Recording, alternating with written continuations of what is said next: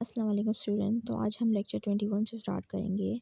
अच्छा, लेक्चर 20 और 19 अगर आपने पढ़ लिया होगा तो 21 आपको इजीली समझ में आ जाएगा। इसमें वही चीज़ें जो हमने पहले पढ़ी थी, डिपेंडेंट इंडिपेंडेंट इवेंट्स और मल्टीप्लिकेशन थ्योरम और प्रोबेबिलिटी, इन सब चीज़ों के बारे में ही हम और पढ़ेंगे थोड़े और एग्जांपल्स के साथ। तो सबसे पहला एग्जांपल है हमारे पास कि हमारे पास एक बैग है, उसके अंदर 10 बॉल्स हैं जो कि वाइट हैं, 3 बॉल्स हैं जो कि ब्लैक हैं, और एक और ब्लैक बैग है हमारे पास जिसके अंदर आपके पास 3 वाइट बॉल्स हैं और 5 ब्लैक बॉल्स हैं। अब अगर 2 बॉल ट्रांसफ़र की जाएगी पहले बैग से सेकंड बैग में, and then 1 ball is taken from the latter, और एक बॉल ली जाएगी सेकंड बैग से, तो क्या प्रोबेबिलिटी है कि वो बॉल वाइट बॉल हो? तो उसके लिए सबसे पहले तो एक टेबल तैयार है हमारे पास, जिसके अंदर टेबल फॉर्म में क्लियर तरीके से लिखा हुआ है कि बॉल का कलर क्या है। बॉल्स इन बैग ए 10 है, बॉल्स इन बैग बी 3 है, ब्लैक यहाँ पे 3 है, दूसरे वहाँ पे 5 है, टोटल भी हमने बना लिया है। अब अगेन हम इवेंट्स को रिप्रेजेंट करते हैं ABCD करके। तो पहले इवेंट को आप ए के साथ रिप्रेजेंट करता हो, जिसके अंदर आपने 2 बॉल्स ड्रॉ की थी पहले बैग से और दूसरे बैग में ट्रांसफ़र कर दी थी उसको। Then A can occur in the following 3 mutually exclusive way. अब ए के जो पॉसिबल आंसर्स हैं कि किस तरीके से कौन सी बॉल्स गई होंगी बैग में दूसरे वाले, वो क्या हैं। एक A1, अब इसको पार्ट्स में कर देंगे हम, ठीक है। एक तो सबसे बड़ा इवेंट है कि बॉल ट्रांसफ़र हुई है, लेकिन हमें ये तो नहीं पता कौन सी कलर की बॉल्स ट्रांसफ़र हुई है, तो कौन सी पॉसिबिलिटीज़ हैं कि ट्रांसफ़र हुई होगी कौन से कलर की बॉल, उनको हमने 3 अलग-अलग पॉसिबिलिटीज़ में तक़सीम कर दिया है। पहला है A1, जिसके अंदर हमने बोल दिया कि भाई 2 बॉल्स ट्रांसफ़र हुई होंगी वाइट कलर की दूसरे बैग में। दूसरी पॉसिबिलिटी हमने रखी है कि भाई एक वाइट और एक ब्लैक बॉल ट्रांसफ़र हुई होगी दूसरे बैग में। तीसरी हमने रखी है कि 2 ब्लैक बॉल्स हुई होंगी ट्रांसफ़र। अब याद रखें ये तीनों के तीनों म्यूचुअली एक्सक्लूसिव हैं एक दूसरे से, क्योंकि ये आपस में कोलाइड नहीं कर रहे सेट्स। अच्छा, तो अब आपके पास क्या है, the total number of ways in which 2 balls can be drawn out of total of 13 is 13 और 2। ठीक है, इस तरीके से आप करते हैं, NCR वाले जो कॉन्सेप्ट है वो यूज़ करेंगे।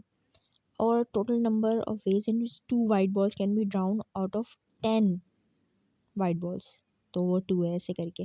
ठीक है, क्योंकि अगर आप देख रहे हैं टोटल आपके पास कितनी है 13 में से 2 बॉल निकालने की क्या पॉसिबल नंबर ऑफ वेज हैं, तो वो इस तरीके से है। और 10 वाइट में से 2 वाइट निकलेंगी तो वो इस तरीके से प्रोबेबिलिटी कैलकुलेट होगी उसकी। अच्छा, तो अब इसको आप शुरू कर लेते हैं। इसको सबसे पहले आप प्रोबेबिलिटी काउंट करेंगे किस तरीके से, आप दोनों वैल्यूज़ को डिवाइड कर देंगे। तो 10/2 हो गया और 13/2 हो गया। अब जब हम इसकी प्रोबेबिलिटी निकालेंगे कि भाई 1 और 2 की कितनी है, तो वो निकलेगी इस तरीके से कि 10 में से 1 कोई निकली होगी, 3 में से 1 कोई निकली होगी। अब इसको डिवाइड कर देंगे आप 13/2 से, यानी सेकंड वाली प्रोबेबिलिटी जो लिखे हुए है। फर्स्ट वाली अपने A1 निकाली है ना कि भाई 2 निकली होंगी 10 में से, तो उसको जो टोटल नंबर है उससे डिवाइड कर देंगे। अब सेकंड वाली करेंगे कि हम भाई शायद एक वाइट निकली हो और एक ब्लैक निकली हो, और उसी तरह उसको भी डिवाइड कर देंगे। तीसरी वाली आपके पास सिर्फ ब्लैक की है, तो 3 में से 2 आप 2 निकलेंगे, इस तरीके से आप बना देंगे और आपकी ये प्रोबेबिलिटी दूसरी तैयार हो गई। अच्छा, after having 2 balls from the first bag and the second bag contains. अच्छा, अब बताओ कि भाई 2 बॉल ट्रांसफ़र हो गई, सेकंड बैग क्या क्या कितनी बॉल्स कंटेन कर रहा होगा और फर्स्ट वाले बैग में कितनी रह गई होंगी। अगर बोला जाए कि भाई 5 वाइट और 5 ब्लैक बॉल्स हैं, जिसके अंदर से 2 वाइट बॉल्स ट्रांसफ़र हुई हैं, तो देखें टोटल आपके पास 10 का था, ओरिजिनल वाला सवाल ही चल रहा है, तो अगर उसमें से 2 निकाल ली गई हैं वाइट, तो अब 8 बचेंगी उसमें, और बी में 3 थी, अब 2 ऐड कर दिए हैं तो 5 हो जाएंगी। तो सीधा नीचे आप टोटल को भी अरेंज कर लेंगे, भाई 13 में से 2 माइनस कर देते हैं, 2 बॉल्स निकाल ली गई ना, और दूसरे बैग में 2 ऐड कर दी हैं, तो उसमें आप ऐड करके दिखा देंगे, तो नया टोटल आपका कुछ इस तरह दिखेगा। अब अगर आप कह रहे हो कि 4 वाइट बॉल और 6 ब्लैक बॉल्स हैं, अगर एक वाइट और एक ब्लैक गई है, तो उसकी आप काउंटिंग भी यहाँ पे करेक्ट करो। अब आपने बताया है कि भाई 2 ब्लैक हैं, तो ब्लैक की 2 काउंटिंग करेक्ट करो। ठीक है, आपने बस टेबल्स को करेक्ट करके इस तरीके से लिख देना है कि कितनी ट्रांसफ़र हुई है, तो कैलकुलेशन किस तरह आगे पीछे हो गई होगी। अच्छा, अब हम करते हैं कि let W represent the event that white ball is drawn from second bag after having transferred 2 balls from the first bag. अच्छा, सबसे पहली बात तो ये थी कि 2 बॉल आपने ट्रांसफ़र कर दी एक बैग से दूसरे बैग में। अब दूसरा पार्ट क्या था सवाल का? सवाल का दूसरा पार्ट था कि भाई आपने जो सेकंड बैग है उसमें से एक बॉल निकाली है, क्या चांस है, क्या प्रोबेबिलिटी है कि वो जो वाइट आपने बॉल निकाली वो वाइट कलर की ही होगी। तो इस इवेंट को आप डब्ल्यू से रिप्रेजेंट कर लेंगे और उसके लिए सिंपल एडिशन वाला थ्योरम है वो यूज़ कर लेंगे हम, ठीक है। तो आपने जितनी भी प्रोबेबिलिटी उसकी कैलकुलेट करके निकाली थी वो सारी यहाँ पे एडिशन में आएगी। अच्छा, तो पी डब्ल्यू आपके पास हो गया कि A1 intersection W plus probability of A2 intersection W plus probability of A3 intersection W। तो सबसे पहले आप देखो कि A1 इंटरसेक्शन W किस तरह निकल रहा है। तो बेसिकली A1 की probability multiply by W divide by A1 की प्रोबेबिलिटी, जो कि यानी यहाँ से हमने सवाल निकाल रहे थे ना अभी, तो इसकी है 5/10 चांस है इसका। तो आपके पास बनेगा कि भाई A1 की प्रोबेबिलिटी 47/78 थी जो हमने ऊपर निकाली फैक्टोरियल वाले सवाल से। फैक्टोरियल्स निकालने थे ना इसके, वो निकालने के बाद जो निकाला हमने आंसर, तो 45 डिवाइड बाय 78 हो गया और दूसरी हमारे पास 5 डिवाइड बाय 10 हो गया। इन दोनों को आप सॉल्व करेंगे मल्टीप्लिकेशन और डिवाइड के थ्रू, तो आपके पास 15 डिवाइड बाय 52 आंसर बनेगा। अगेन फिर A2 के साथ आपने वही करना है, सिमिलर चीज़ करनी है। ऊपर जो आपने A2 की वैल्यू निकाली थी, प्रोबेबिलिटी निकाली थी, उसकी कैलकुलेट की थी फैक्टोरियल से, वो लिखेंगे। और अभी जो W वाली आपने निकाली थी टेबल्स में कैलकुलेट करी थी वो लिखेंगे। कैलकुलेट कर करके इन तीनों के अलग अलग प्रोबेबिलिस्टिक आंसर निकल जाएंगे। तो हेंस द रिक्वायर्ड प्रोबेबिलिटी, अब आपने क्या करना है, अब आपने जो वैल्यूज फाइंड किया बस उन तीनों को ऐड कर देना है। उन तीनों को ऐड करने के बाद फुल डिवीजन कर देना है कि डेसिमल में आंसर लिखे, ठीक है। फ्रैक्शन में आंसर नहीं आएगा, इसका डेसिमल में आएगा क्योंकि आपको परसेंटेज स्टाइल में इसकी प्रोबेबिलिटी निकालनी है। तो 0.45% चांस है, या बेसिकली इसको बोला जाए 45% चांस है कि जो बॉल निकालेंगे सेकंड बैग से वो वाइट कलर की ही निकली होगी, ठीक है। अच्छा, याद रखें ये सवाल तो सिर्फ समझाने के लिए था, बेसिक सा। इतना बड़ा सवाल आपके पास एग्जाम में नहीं आता, ये बहुत बड़ा है, ठीक है। आपके पास छोटी सी सवाल आ जाएंगे कि भाई एक बैग में से बॉल निकाली तो क्या प्रोबेबिलिटी, यानी सिर्फ यहाँ तक का सवाल आ गया, या फिर सिर्फ एक दो आपको बोल दिया जाए कि टेबल करेक्ट करो। इस किस्म के शॉर्ट शॉर्ट सवाल आएंगे एग्जाम में, ज़्यादा डिफिकल्ट सवाल नहीं आते हैं स्पेशली मिड टर्म में। और स्पेशली जब इस बार आपके पास चॉइस ख़त्म कर दी है तो बड़े सवाल नहीं आ रहे हैं। अभी तक जितने बच्चों ने पेपर दिया उन्होंने सब ने यही कहा है कि बस बहुत छोटे सवाल आ रहे हैं, बेसिक बेसिक से। अक्सर फैक्टोरियल के थोड़े थोड़े सवाल थे और ये प्रोबेबिलिटी वाले थोड़े से छोटे छोटे सवाल थे, ज़्यादा बड़े सवाल नहीं आ रहे हैं। अच्छा, तो अब हम देखते हैं कि यहाँ पे इंडिपेंडेंट में बताया हुआ है हमें कि दो इवेंट्स हैं ए एंड बी, सैम्पल सा स्पेस हमारे पास एस। तो उनको आप इंडिपेंडेंट किस तरह बोलोगे? उनको इंडिपेंडेंट आप बोलोगे कि if the probability that one event occurs is not affected by whether the other event has occurred और नॉट अकर्ड, यानी दो इवेंट्स हैं लेकिन वो एक दूसरे के ऊपर किसी तरह डिपेंडेंट नहीं है कि इवेंट ए होगा तो इवेंट बी होगा, या इवेंट बी होगा तो इवेंट ए होगा। वो सेपरेटली अकर हो रहे हैं लेकिन वो एक सैम्पल स्पेस एस है उसके अंदर ही बिलोंग करते हैं, ठीक है। अच्छा,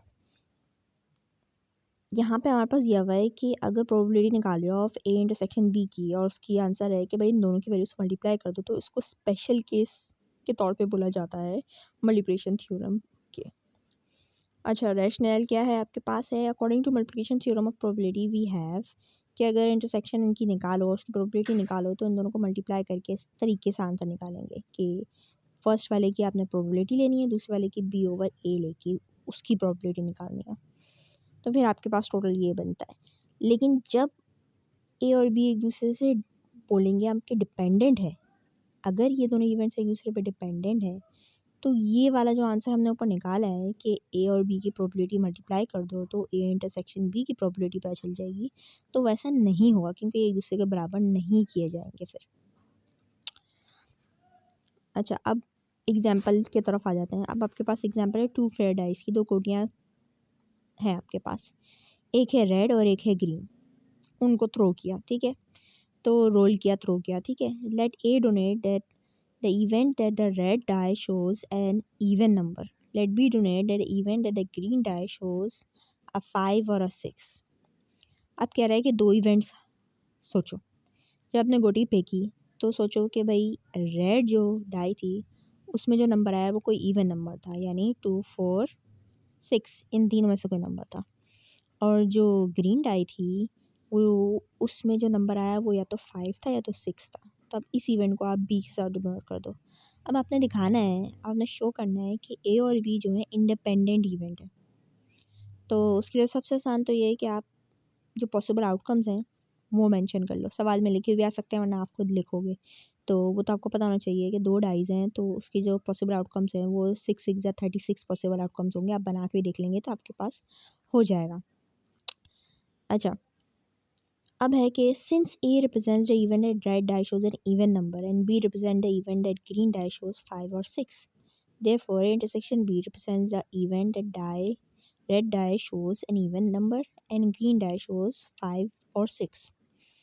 अच्छा, सबसे पहली बात तो भाई अगर रेड डाई जो है वो कोई इवन नंबर शो कर रही है तो उसकी प्रोबेबिलिटी आपको पता है आसानी से क्या होगी, 3/6। यानी एक डाई के अंदर आपके पास 6 नंबर्स हैं, 6 नंबर्स हैं लेकिन उसमें से 3 ही पॉसिबल नंबर्स हैं जो इवन नंबर हो सकते हैं। तो 3/6 यानी हाफ भी आप कंसिडर कर लो प्रोबेबिलिटी है कि इवन नंबर आया हो।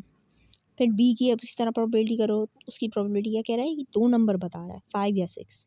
टोटल नंबर आपके पास 6 थे तो 2/6 हो गया या 1/1/3 प्रोबेबिलिटी हो गई इसकी। अब इसमें आपने जॉइंट इवेंट बनाना है, ठीक है ना? जो इंटरसेक्शन है उसको आप जॉइंट इवेंट बोलते हो। Now in order to compute the probability of the joint event, the first point to note is that in all there are 36 possible outcomes when we throw the 2 dice together. ये possible outcomes हैं, लेकिन आप जब joint event देखते हो तो आपको पता चलता है कि भाई 6 आउटकम्स हैं जिन 36 में पॉसिबल हो सकते हैं। पहली बात तो आप इसमें से सारे वो वाले हटा दोगे जो फर्स्ट बारी में यानी रेड वाली साइड पे इवन नंबर नहीं दे रहा है, उससे हट के आपके पास आ जाएगा 2 4 6 वाले नंबर। और फिर दूसरी साइड पे आप देखो सिर्फ वही नंबर लो, 5 और 6। तो जो फर्स्ट नंबर आपका इवन नंबर होना चाहिए, दूसरा नंबर या तो 5 होगा या तो 6 होगा।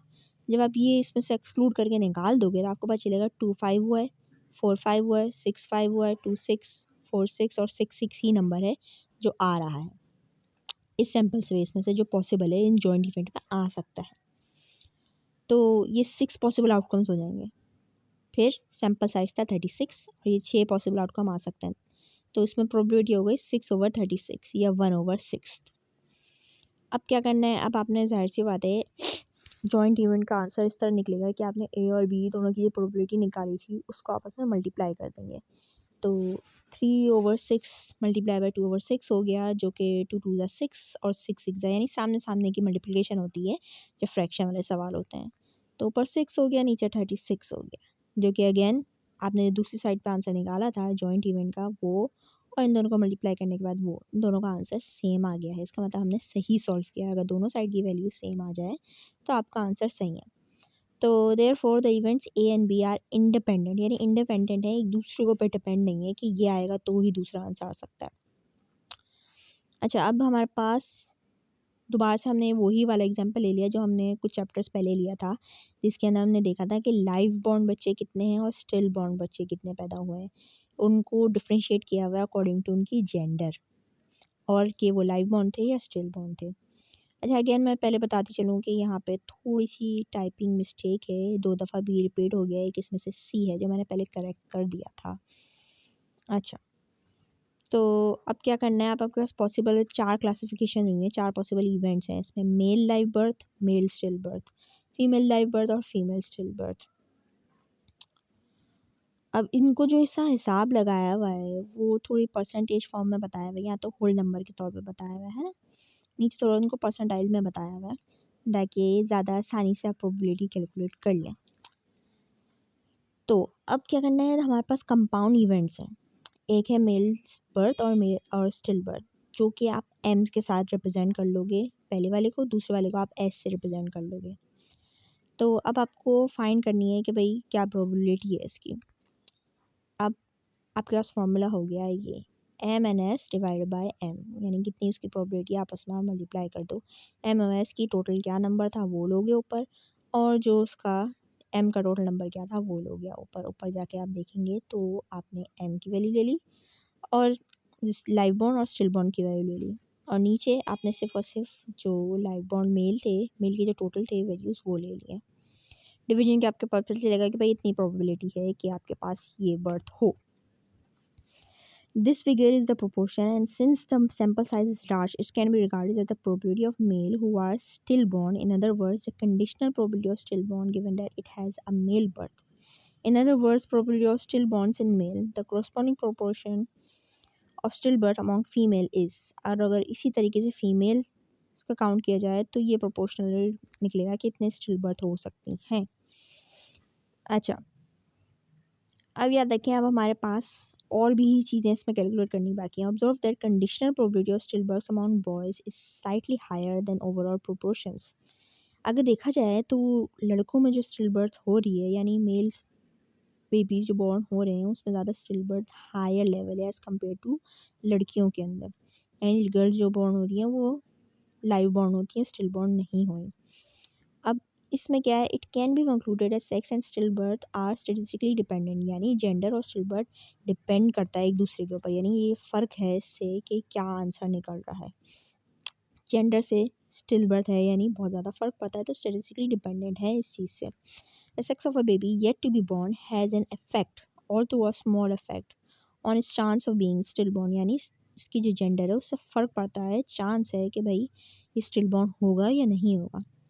The example that we just considered point out the concept of marginal probability. अब इस एग्जाम्पल को हमने कंसिडर किया, इसको आप मार्जिनल प्रोबेबिलिटी में कंसिडर करते हैं कि दो इवेंट्स जिनका आपस में, जैसे कंपाउंड इवेंट्स हैं, ठीक है, जिनका आपस में इफ़ेक्ट तो दूसरे पे है, मेजर नहीं हो बेसिकली, लेकिन एक हद तक इफ़ेक्ट है, जिससे आपके पास चांस डेवलप हो सकता है बोलने का कि हाँ भाई अगर लड़का है तो बहुत चांस है कि स्टिल बर्थ होगा, लेकिन लड़की है तो बहुत कम चांस है।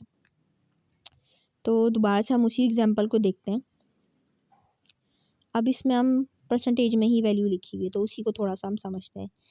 टेबल 2 में हमें क्लियरली बता रहे हैं कि प्रोबेबिलिटी के मेल बर्थ हो वो है 0.5141, लेकिन प्रोबेबिलिटी के फीमेल बर्थ हो तो वो है 4859, जो कि उससे कम है। The probability of live birth is 0.9771, यानी टोटल प्रोबेबिलिटी जो है ना लाइव बर्थ की, या वो लड़का हो लड़की, वो इतनी है। लेकिन जो स्टिल बर्थ की प्रोबेबिलिटी है वो तो बहुत कम है, 0.02। Since these probably appear in the margins of the table they are known as marginal properties. अच्छा, क्योंकि ये मार्जिनली यानी जो टेबल है उसके अंदर ही मेंशन है नंबर्स, और जो डेटा है उसके अकॉर्डिंगली ही इसमें आंसर लिखा हुआ है कि इतनी प्रोबेबिलिटी है कि आपके पास स्टिल बॉर्न हो या लाइव बॉर्न हो, तो इसको आप कह देते हो कि मार्जिनल प्रोबेबिलिटीज़ है, एक दूसरे पर रेफर करती हैं ये। According to the table, probability that a newborn baby is a male and is live born is 0.521%। यानी ये प्रोबेबिलिटी कि एक बच्चा जो पैदा हुआ वो लड़का होगा और लाइव बॉर्न होगा, वो ऑलमोस्ट 50% है उसकी प्रोबेबिलिटी। लेकिन ये बात कि अगर वो लड़का पैदा हुआ है तो वो स्टिल बॉर्न पैदा हुआ, तो उसकी प्रोबेबिलिटी है आपके पास 0.120%, यानी काफ़ी ज़्यादा है आपके पास, काफ़ी ज़्यादा नहीं है, कम है। Also, as stated earlier, the probability a newborn is a male is 51. Clearly, अगर इन दोनों probabilities को आप एड अप करो जो आपने लिखी हैं कि भाई स्टिल बॉर्न की क्या है और लाइफ की क्या है, तो आपको टोटल ही मिल जाएगा। Hence, joint probability occurring in any row of the table adds up. अगर इन टेबल के दरमियान किसी भी रो में कोई जॉइंट प्रोबेबिलिटी हो रही है तो उसको आप टोटल करेंगे तो आपको पता चलेगा ये आखिर में जो टोटल का कॉलम दिया हुआ है वो एड अप कर रही है इस बात को। अब अगर उसको लिखना चाहेंगे हम इस तरीके से प्रोबेबिलिटी की सूरत में, तो आप इस तरीके से लिख सकते हैं कि प्रोबेबिलिटी के मेल बर्थ हो, उसको आप किस तरह लिखेंगे, आप लिखेंगे male birth, male live born और male still born. Either way male birth के तौर पे ही क्लासीफाई किया गया, उनकी प्रोबेबिलिटी क्या है और के तौर पे, ठीक है। तो यानी उसको बेसिकली आप दोनों की प्रोबेबिलिटीज को प्लस करके लिख देंगे, ठीक है। और स्टिल बॉर्न के लिए भी आप इसी तरीके से कैलकुलेट करेंगे।